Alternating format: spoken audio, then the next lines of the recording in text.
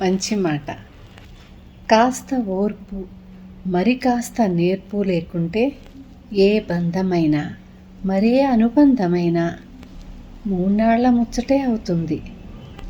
బంధాలు అంటేనే ఆత్మీయతతో పెనవేసుకొని నమ్మకంతో అల్లుకుపోయేవి, బాధ్యతలతో కూడుకున్నవి. బంధంలో బాధ్యతలు బరువవ్వకూడదు, ఆత్మీయతలు కరువవ్వకూడదు, నమ్మకం దూరం అవ్వకూడదు. అప్పుడే జీవితం విసుకనిపించదు. ఒక బంధాన్ని కలుపుకునేటప్పుడైనా మరో బంధానికి ముగింపు పలకాలి అనుకున్నప్పుడు 1కి 10 సార్లు ఆలోచించి నిర్ణయం తీసుకోవాలి. బంధాలకు గౌరవం, విలువ ఇస్తేనే పొరపాట్లు, గ్రహపాట్లు దరిచేరకుండా జీవితం సాఫీగా సాగుతుంది.